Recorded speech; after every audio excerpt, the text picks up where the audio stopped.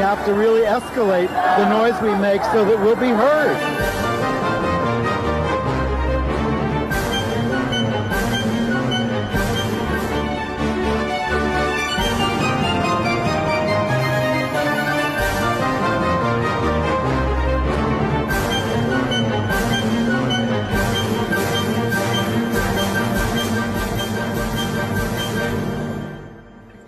Welcome to Gay USA. I'm Andy Hum, filling in for Rob Shooter.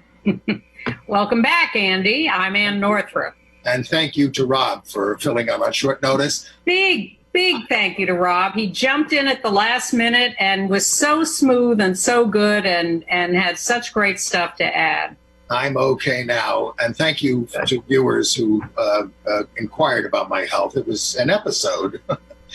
Anyway, let's get to the news. I mean, there's so much. There were so many books that came out this week. But we're going to also tell you about how Republicans, from Trump on down, are using transgender rights as this year's wedge issue in the elections. We told you it was coming. They've been doing it for several years, and now we have some new proof, which we'll show you. But at the same time, Joe Biden has put a gay man on his 15-member transition team, a name that will be familiar to you.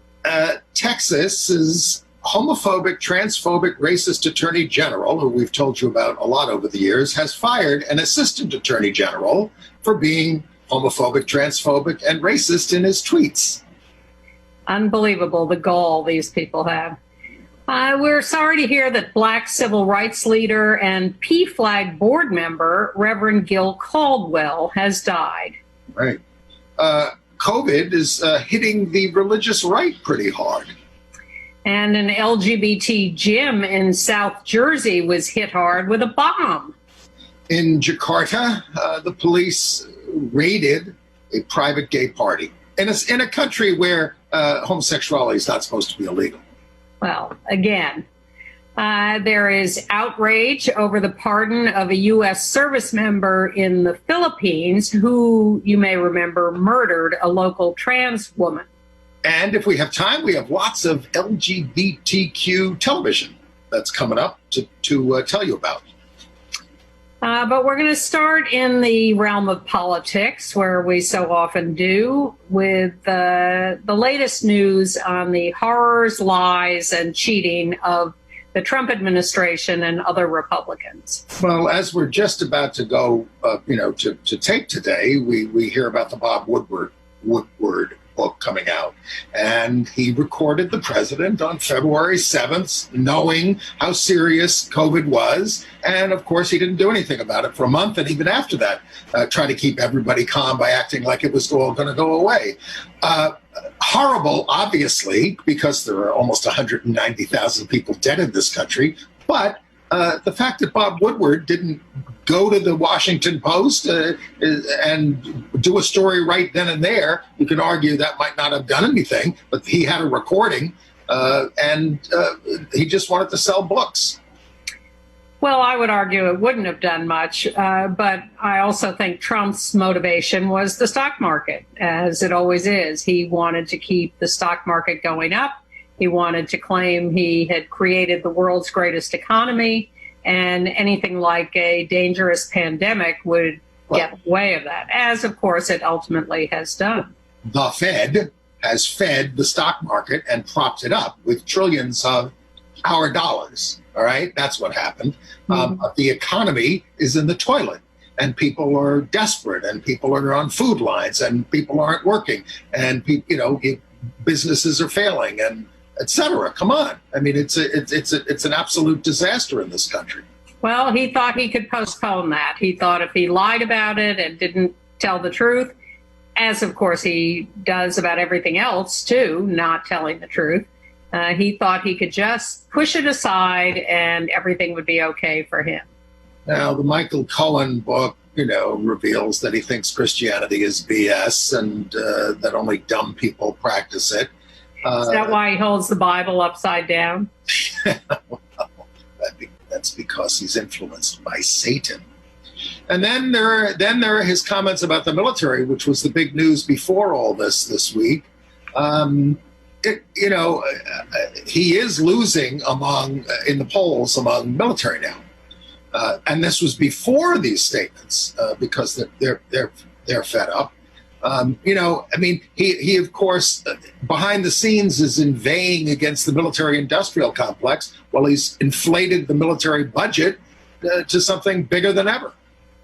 Well, again, trying to buy off the American people with all these things, a Christmas tree, as they say, of goodies. Oh, the economy is great, and I'm boosting the military, and I'm doing this and that.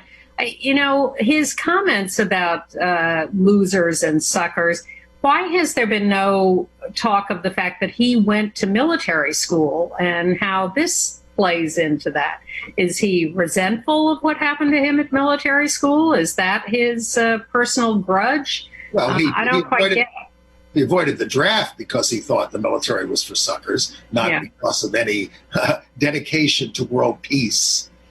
Well, I'd still like to see someone ask him about his military school experience and how that relates to all these things that he's saying. Well, actually, that's one of the things when everybody asks about his military experience, he does talk about that. Oh, yeah, I went to military school. Anyway, it's useless. All I hope is that all of this is enough to get people off. It's not going to change Trump voters' minds, but to get people off the sidelines who didn't vote the last time, and to get people who voted third party to vote for Biden this time. Well, they have to do. We certainly need to inspire that. And I get a little discouraged when I hear this back and forth about losers and suckers versus heroes, and it's not a very nuanced position. And I worry that without a more nuanced position, that we lose some credibility. I also read something this week, which will not be news to anyone, but what I thought was a more interesting description of Trump voters. I think we make a mistake, as we did 4 years ago, in underestimating the anger of the American people, a large segment of them, at the elites and at people who are different, white Americans, angry and scared. And what I read was a reference to the fact that those Trump voters are choosing whiteness over democracy. And the point was that they're not invested in the purported values of the country or the Constitution or any of that, that really what's important to them is this feeling that they're losing their place in the world, losing their country.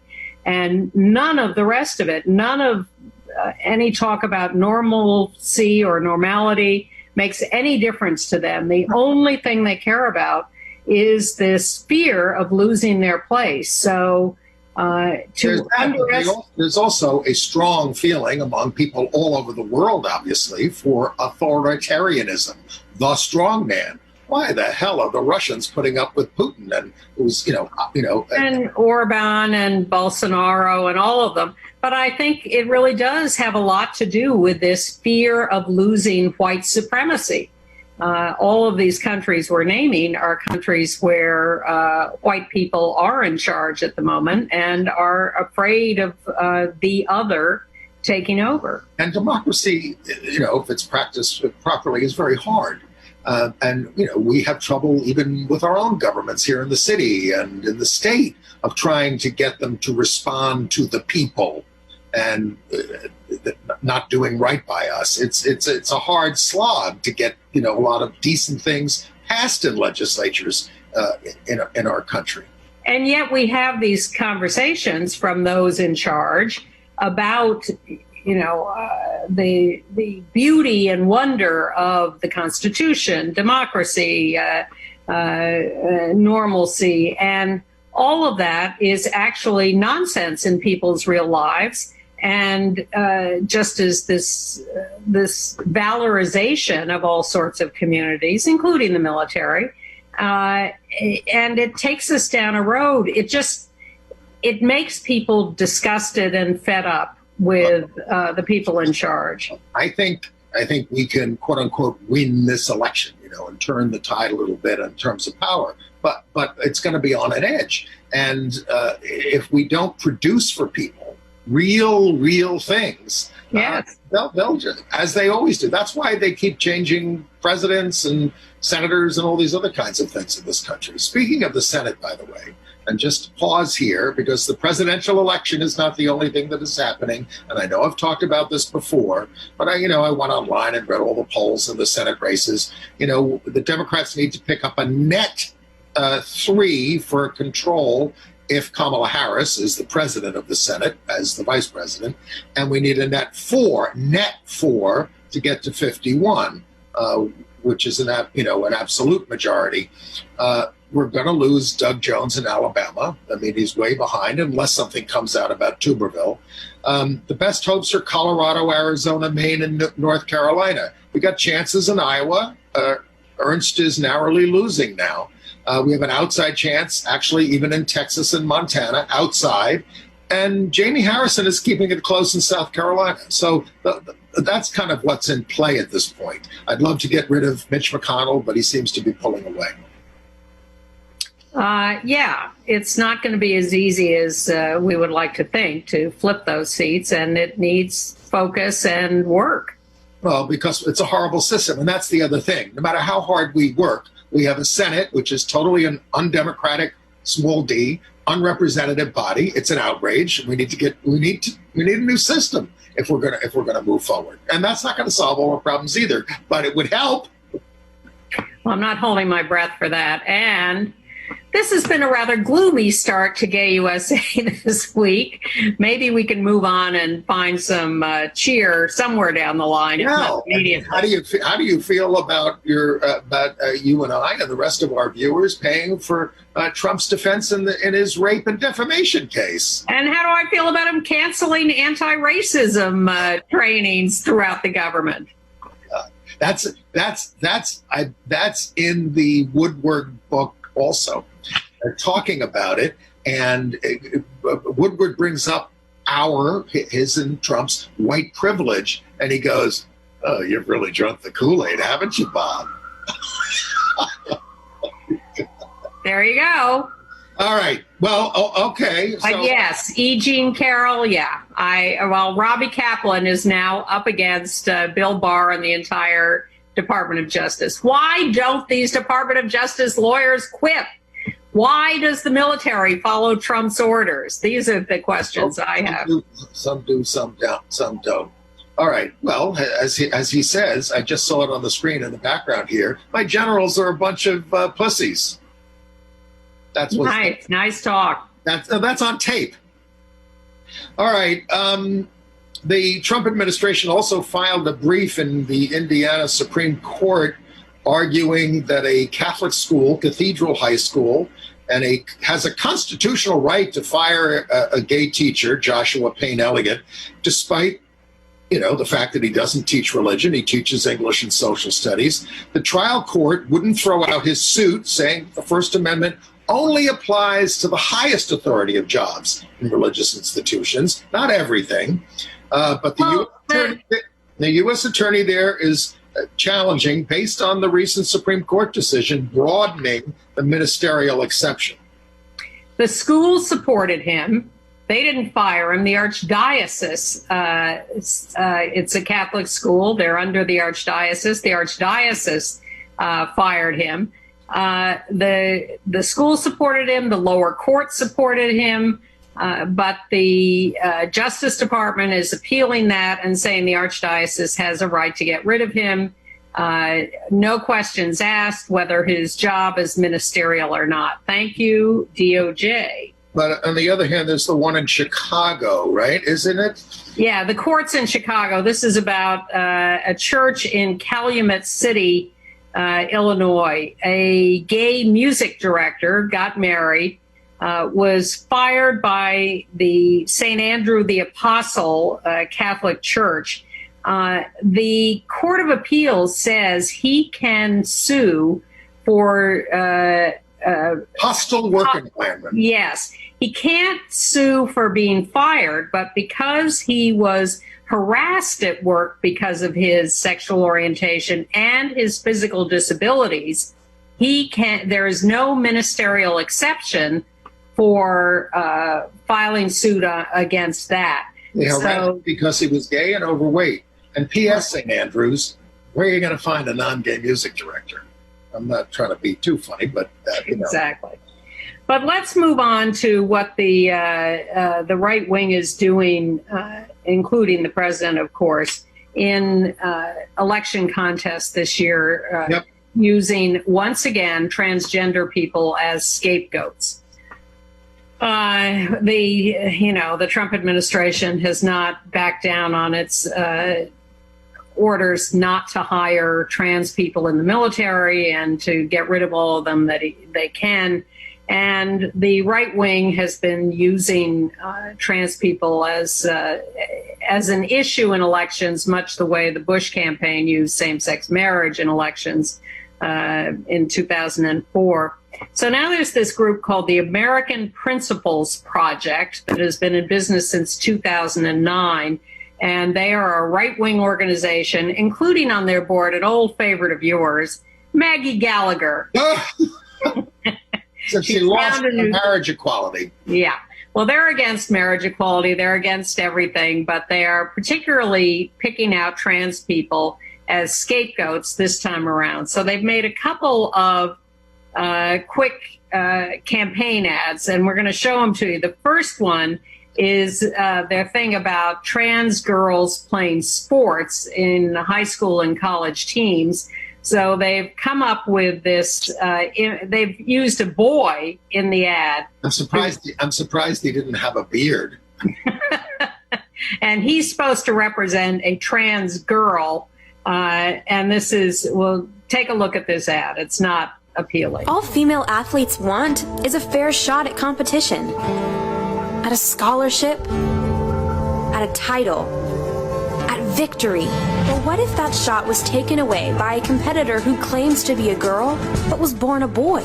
Senator Gary Peters and Joe Biden support legislation that would destroy girls' sports. They call it equality.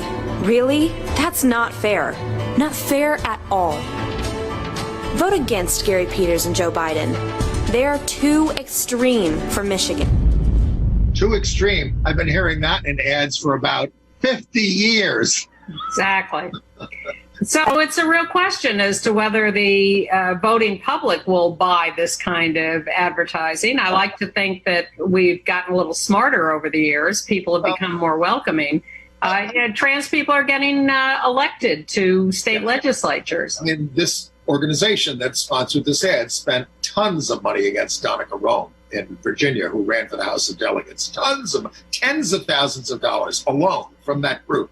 But, they're playing on people's discomfort and ignorance. But, I mean, you do read in the polls that the majority of the American people support open transgender service in the military. So, Yes. So I think it's an open question how effective this will be. And Gary Peters is the current sitting senator in Michigan who's being challenged by a Republican. But these ads, you're going to see these ads all over the country in close races. Now, so here's the other one we found, and it picks up the idea of gender change for minors. So here's ad number 2. As a young teen, I felt I should be a woman. 17 years later, I felt I should be a man again. Treatments to change the gender of a minor so that you cannot go through puberty causes damage. Sex change surgeries at 15 years old. This is legal child abuse. Gary Peters and Joe Biden support gender change treatments for minors? It's not okay.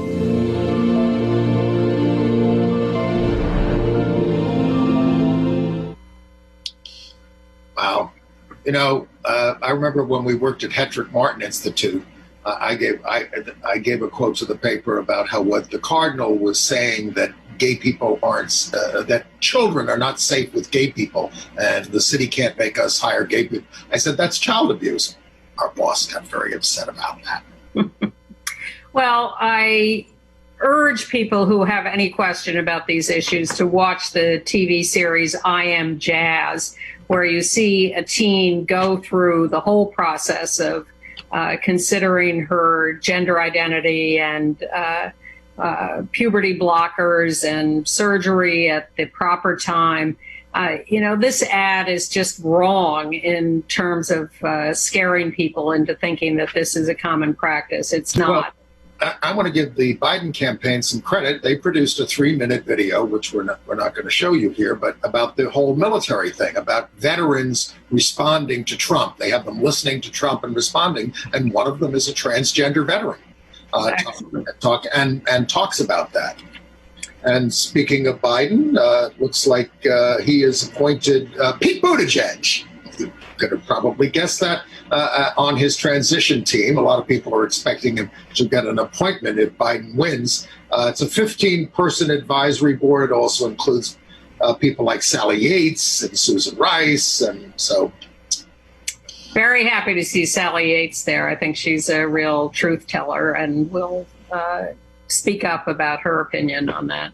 And a little more on Rick Grinnell. Okay. Last week, he went to work for Pat Robertson, literally. This week, he refused to answer a press question about his fake campaign to decriminalize sodomy around the world, saying he was only there to talk about Kosovo and Serbia, and calling the question atrocious. And he gets very pissy. Well, that's doubly. Question came from NBC. Well, it's doubly bad because, in fact, in the Kosovo-Serbia agreement is a reference to the supposed worldwide campaign to decriminalize homosexuality. How did that What it's doing in that agreement is a mystery, and they were asking him about that, but he wouldn't talk about it. All right. But trans people are not in the military are not the only target of the Trump administration. Also, people living with HIV. And this week, a federal court in Maryland rejected the Trump administration's request to dismiss a suit brought by 2 members of the military who are HIV positive, who are trying to serve in the military. The court said that to keep them out violates the Equal Protection Clause of the United States Constitution. And renders them second-class citizens. I think that makes Trump a traitor, but I've said that for 4 years, so this wouldn't be new. I think he should be tried for treason. And on a technical basis, they said that they're violating the Administrative Procedures Act, which may get them. So we had that picture up of Kevin Deese, who was a cadet and is not being allowed to serve. Yeah. This case is filed by Lambda and the Modern Military Association of America. All sorts of people in the military have all sorts of medical issues, take all sorts of medication, serving around the world, and yet the Trump administration wants to single out people with HIV who have the virus suppressed on probably 1 pill a day, and they're calling them unfit to serve. And I did watch Gay USA with Ann and Rob last week, but did you talk about Lambda's preliminary injunction stopping the HHS? No, that's for this week. A district court in D.C. granted the preliminary injunction against the HHS repeal of non-discrimination rules in healthcare covering sexual orientation and gender identity. In the name of religious freedom, the Trump administration is trying to harm us. So this is not completely getting rid of the Trump administration rule. It's just stopping it from going into effect while our side litigates this and tries to get the court to declare the Trump administration's proposed rule illegal. Can I talk about a couple of COVID things? I don't know if it's directly COVID related, but it certainly has happened. The Windy City Times is dropping its print edition after 35 years. Tracy Bain is the publisher, one of the founders 35 years ago. They're going to do a big special edition on September 30th, but in print, it will be no more. I think a lot of print publications are going that way. And I told you that the right wing is being hit by COVID. In Colorado Springs, the latest COVID hotspots identified by the health department are the right-wing anti-LGBT focus on the family headquarters, which is what happens when you worship Donald Trump instead of a loving God, or in my case, none. They also, the Cracker Barrel restaurant out there is a COVID hotspot. A study in Brazil found that people who show signs of narcissism, Machiavellianism, and sociopathy are more likely to trivialize COVID-19 risks and refuse to wear masks. Have you got that? I don't think that's a headline. Well, but let's go. Listen, if Trump was wearing a mask every day, they'd be condemning everybody who didn't. Well, as we have for months now. And then it's overseas, but it's related to COVID. The Orthodox Church leader in the Ukraine, the patriarch there, who said that COVID was God's punishment for gays and the sinfulness of marriage equality, which they don't have in the Ukraine, now has COVID-related pneumonia at the age of 91. Don't know. I don't think that disproves his theory. We don't know if he's gay or if whatever. No, he's just saying the world is suffering because it has legalized this stuff, and he is now a direct sufferer. And in the last week, Berlusconi was diagnosed with it. Wow. All right, back to state politics. In Texas, they have some very right-wing politicians in charge. The governor, the lieutenant governor, the attorney general, they've all been after us for years. But strangely enough, an assistant attorney general, Nick Mutos, has now been fired because he has tweeted racist, homophobic, and transphobic tweets. He has also promoted QAnon. He said trans people are an abomination. All right. Michelle Obama is a man. COVID is a hoax. And homosexuality is a perversion. But he said, hey, I'm just trying to fight pedophilia, which is a QAnon thing. And female representatives are whores of Babylon. Well, maybe that's what got him. So even Ken Paxton, who was this horrible attorney general, famous homophobe, had to cut him loose. Amazing. But on the other hand, in California, congratulations to the Secretary of State, Alex Padilla. He has partnered in election work with a group called Drag Out the Vote.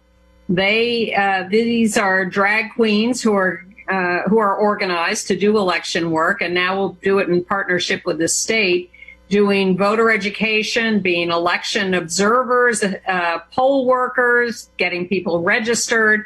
The idea is that they will bring some fun to the election and some hard work. And the idea that states would partner with local groups representing all sorts of communities is a terrific idea, and this is just one of them.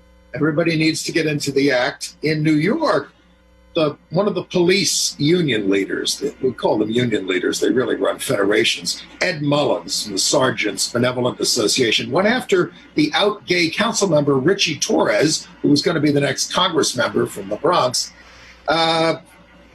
attacking him for demanding an investigation into the police work slowdown, which has been going on, because the police are miffed that, we're demonstrating and we're saying that they don't need so much money, etc. So Mullins called him a first-class whore and a liar. So Richie, where have I heard that word before? I think on the show. Richie said that was homophobic and unhinged, and the Victory Fund is backing him up. Really, the police unions in New York are just outrageous. Oh, well, they've endorsed Trump. And a follow-up to Alex Morris, I don't think you talked a lot about it last week and very well at the top of the show, but the University of Massachusetts is now spending $200,000 to investigate him over this, $200,000 over this smear against him. The party is supposed to be doing an internal investigation of itself. Oh, good luck with that. But they've hired a high-priced lawyer to do this investigation. I don't know what the lawyer is capable of doing in investigating, but that's the idea. And they ought to do some investigating in Michigan, too, where Representative Fred Upton, the Republican member of Congress there, is fighting for his political life against an out gay challenger, John Hoadley, who's a very popular and admired local figure, and they're pulling out all sorts of horrible stuff against him. Well, what they're doing is they got the New York Post to do a story about this so that it would get into the news, and they're calling John a pedo sex poet based on out-of-context quotes from a blog he wrote 15 years ago, which really, and I've read them, they're totally out of context. Upton denies it. The Victory Fund, once again, is decrying it. It's very much like what happened to Alex Morse. Yeah.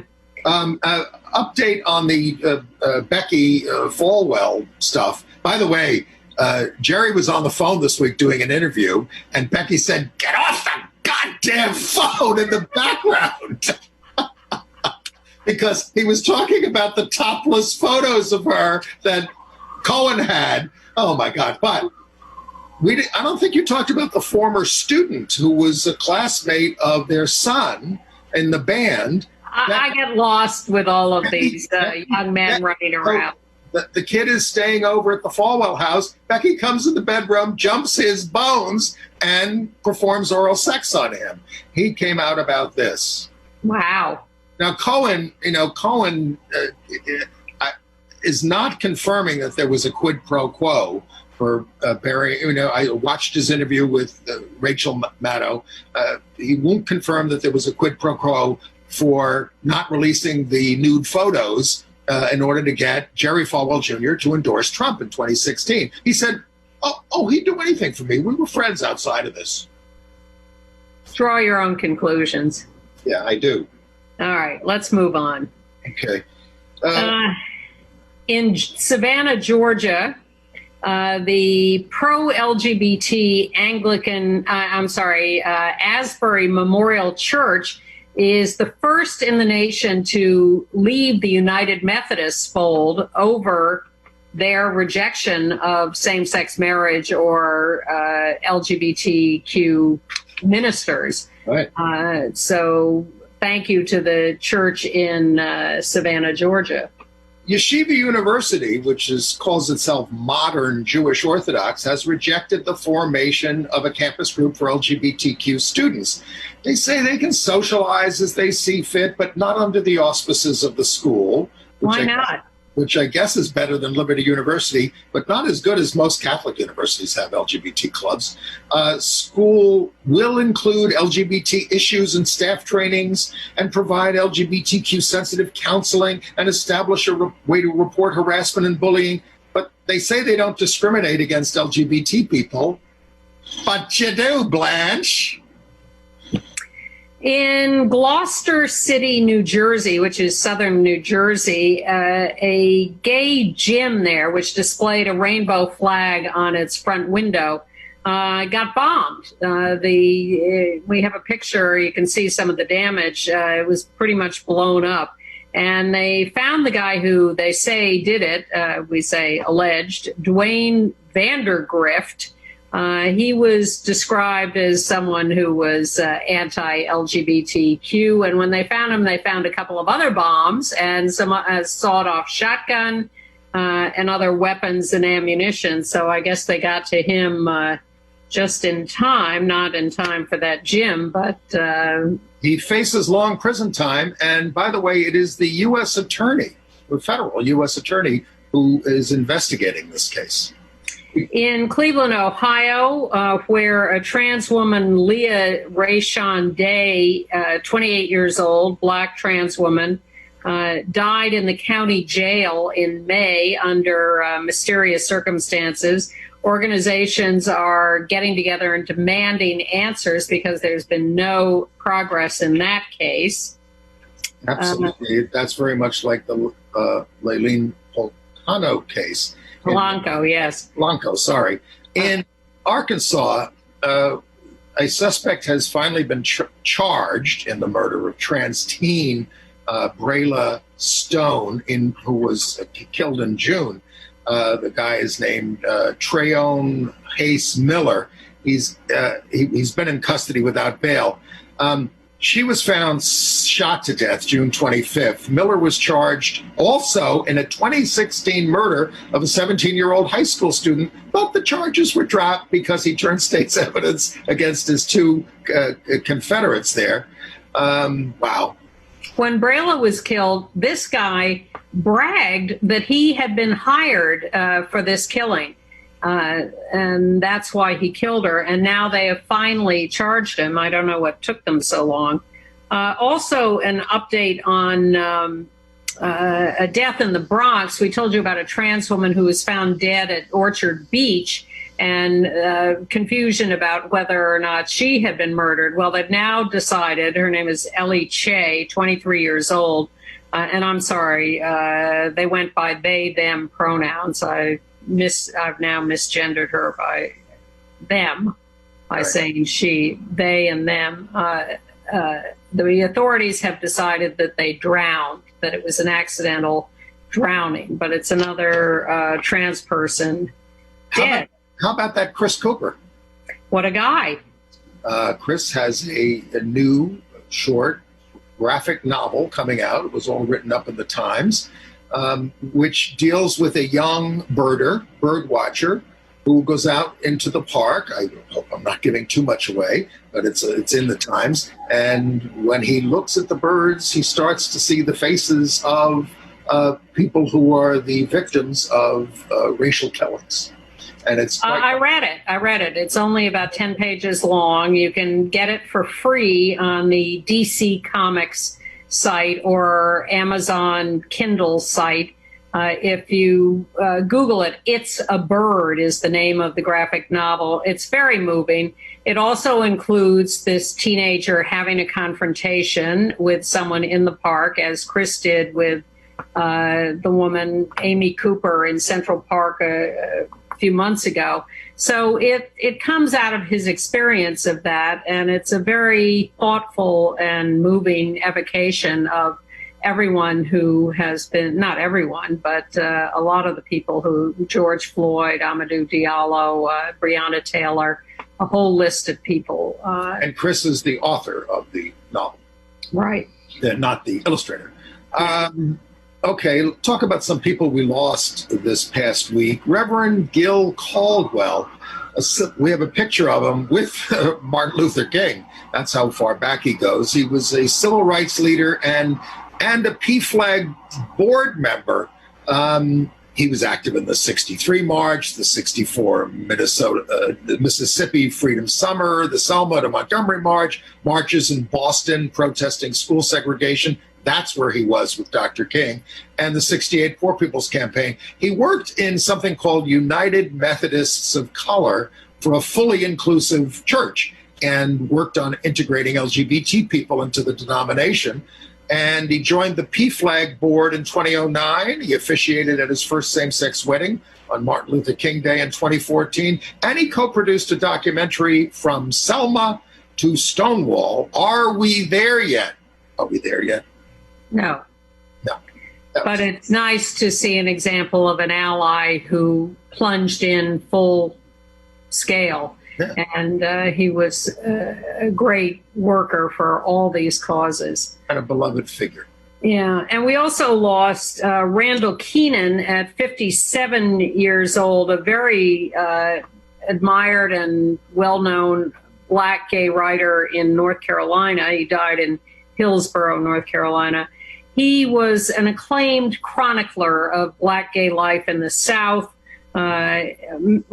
many awards and fellowships, known for his short story collection, Let the Dead Bury Their Dead, and an English professor at the University of North Carolina at Chapel Hill for the last years. So he was a major figure Okay. A couple of short notes. The Pride organization in Los Angeles, Christopher Street West, has named a Black trans woman, Sharon Franklin Brown, as their board president. She is currently the director of human resources at the LA Center. We'll see whether she can. And they're moving it out of West Hollywood.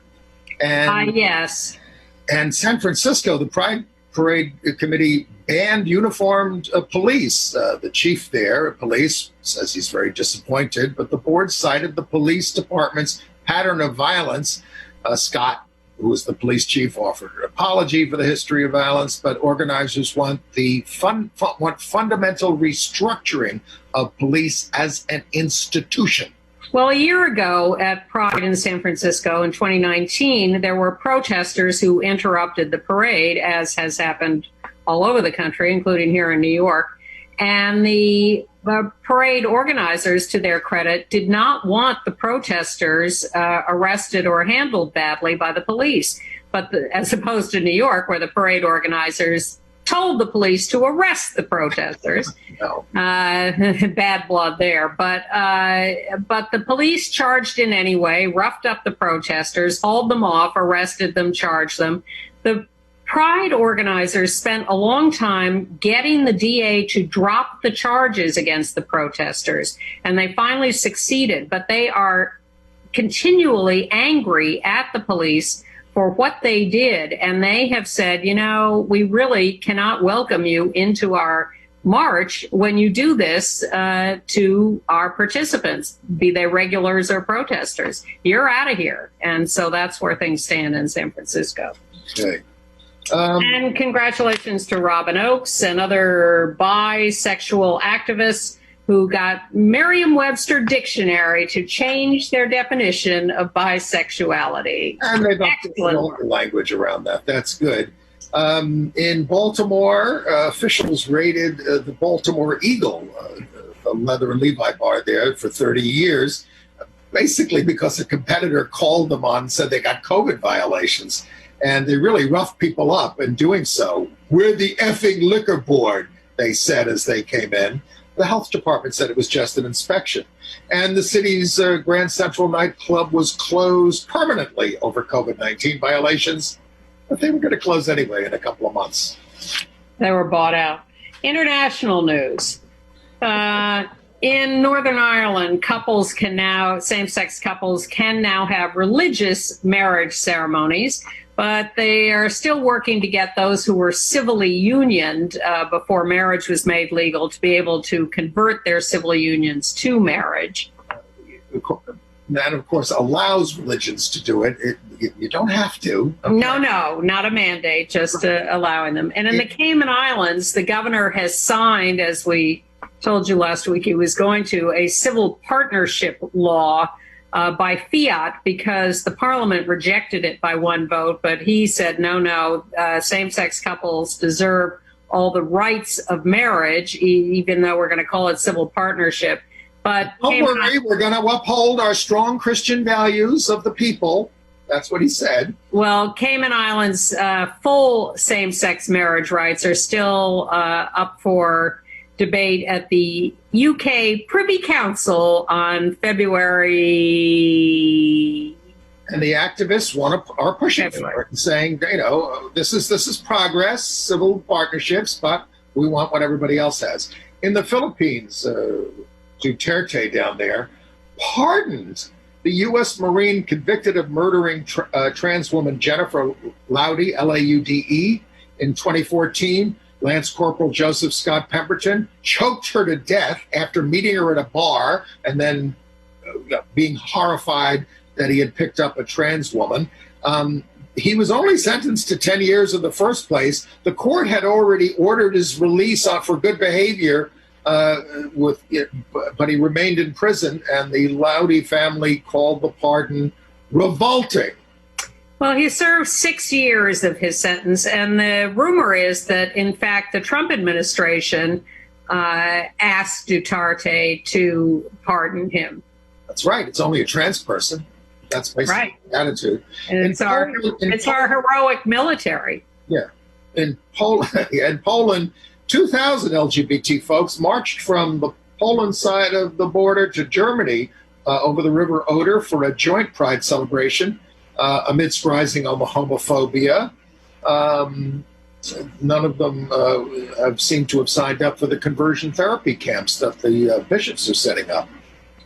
And in Russia, they have a new proposed bad law that will officially ban same-sex marriage, although, of course, it's illegal to begin with. But this is going to make it really official and ban adoption by same-sex couples and add a new wrinkle.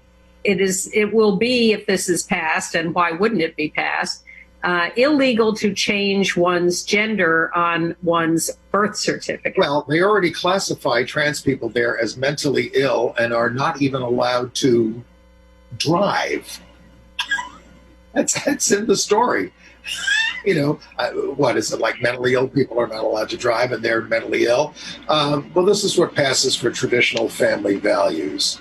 Okay. In Jakarta, in Indonesia, the cops raided a gay party in a hotel, arrested dozens of people, released 47 of them, but are holding 9 of the main organizers. They face 15-year sentences for what? Under some pornography law, because it's not illegal to be gay or hold gay parties. And you know, activists all saying this was not a for-profit thing. This was just a party, a private space.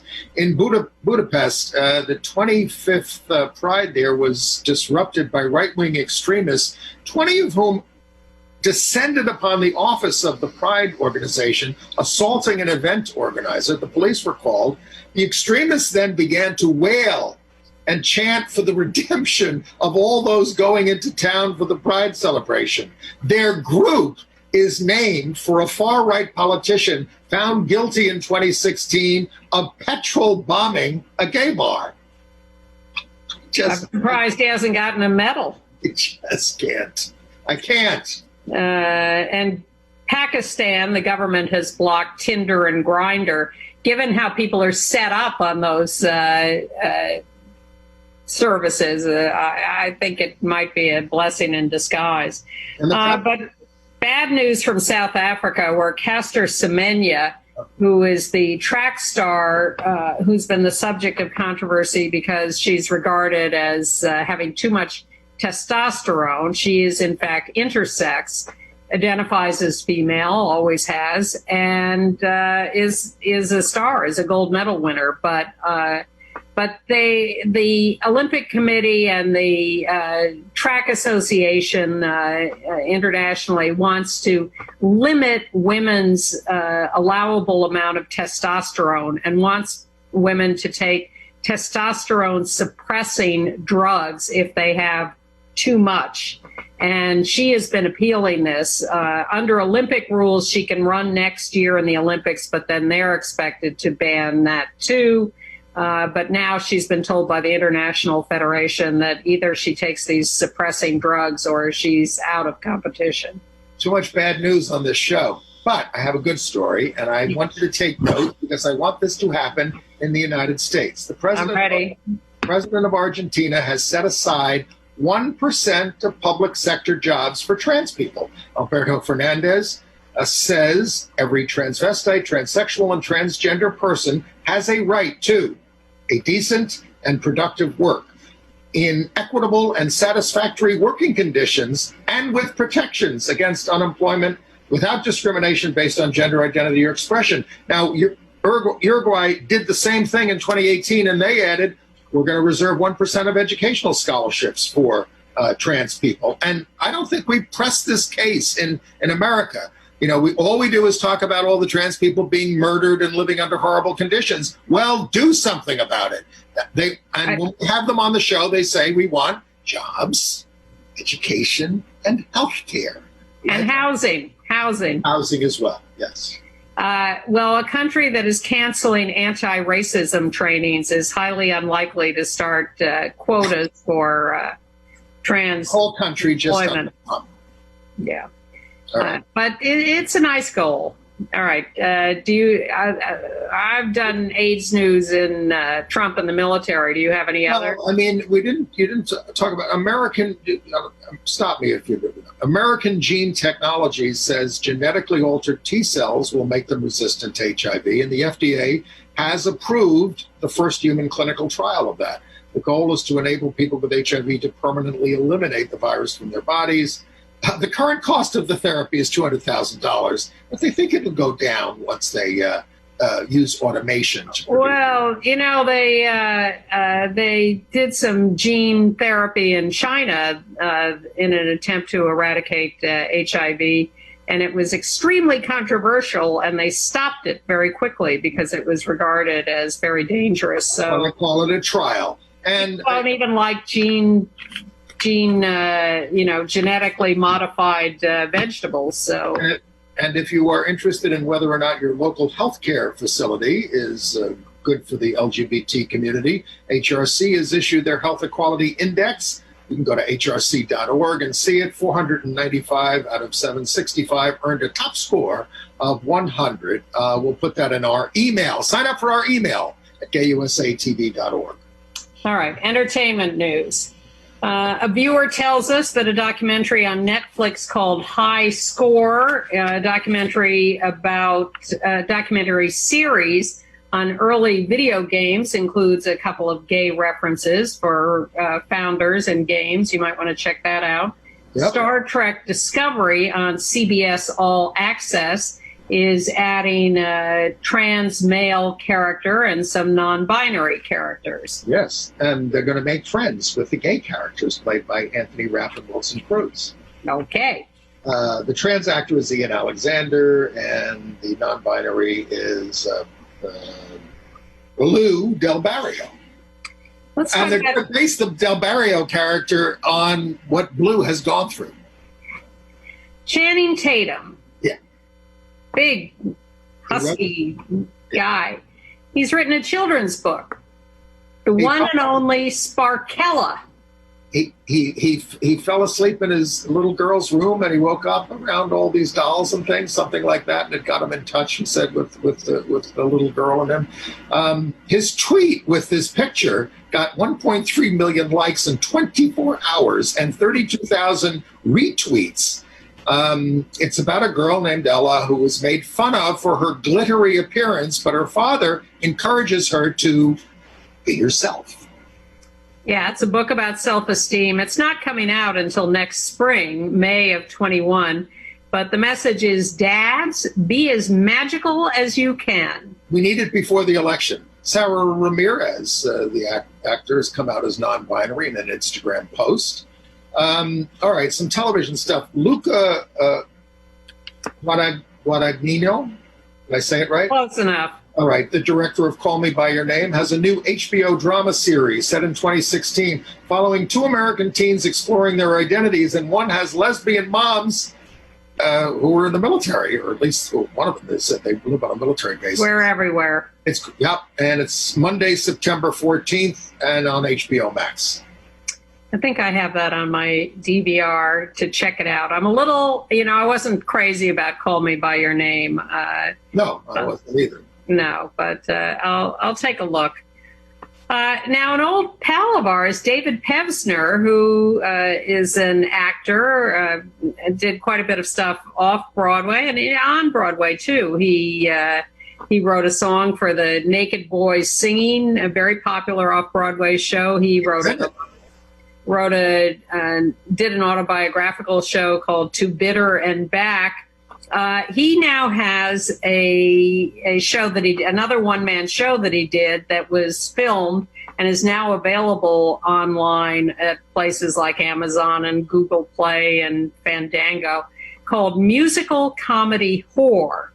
Now, David volunteered with the Hetrick Martin Institute for Lesbian and Gay Youth, where we worked, and he would come out with us occasionally to do education in the schools. And I can only tell you that I'm very glad that he did not do this show for the kids in the school, because this show, which is quite thoughtful and interesting, Musical Comedy Whore, is about his dual life as both an off-Broadway star and a paid escort. It is extremely explicit. This is, talk about not safe for work. You got my attention.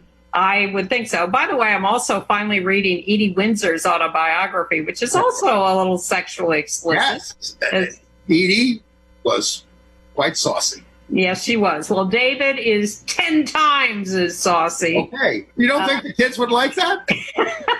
Well, they might like it, but I'm just putting up a warning for those who are not interested in that. I'll look it up, but send me the link again and I'll put it in the It's called Musical Comedy Whore. Right. It's available on video on demand, DVD, and at all these services. I'm sure you can find it. Ryan Murphy is, can we move on? Ryan Murphy is doing a prequel to One Flew Over the Cuckoo's Nest. Only of interest, I think, well, from an LGBT perspective, Sarah Paulson, out lesbian actress, is going to play Nurse Ratched. Also, Cynthia Nixon is in it. It bows on Netflix on September 18th. And the LGBT Center in New York, which, like many other organizations and businesses, has taken a huge financial hit in this COVID crisis. I think a $5 million shortfall. Yeah, their fundraising is down, 25% or more, but they're facing a big financial crisis, as many are. So they are now going to do, I guess, an online auction. And what they have is works from the Keith Haring collection. Keith Haring, of course, was the very famous out gay artist who died of AIDS complications, very active member of ACT UP. And so his collection includes not only his own work, but Basquiat's, Warhol's, Lichtenstein's. I assume we're showing the picture. I can't see it. The one we're showing is the Haring and his that once lover, Juan de Bose, which was done by Warhol. So all of this is going to be available for auction as a fundraiser for the LGBT Community Center in New York. It starts on. We'll include the link in the show. It starts on September 24th. The auction. That's when the bidding starts. It's they're saying that it's a sign of. They could raise $1 million off this, but they're saying it's a sign of progress and that collectors are willing to collect more explicitly LGBTQ stuff. And certainly LGBTQ people have always been willing to collect LGBTQ stuff. Collectors in general, yes. Well, I mean, if especially in the age of the commodification of art. Look, I mean, Keith Haring did the men's room at the center with the very explicit mural, and I remember sitting in the center once and a group came up, the sexual compulsives group came up to me. Oh, we're out of time. That'll have to hold that for another time. Sorry. Welcome back, Andy. Thank you, Rob, for last week, and we will see you all next week. Bye-bye.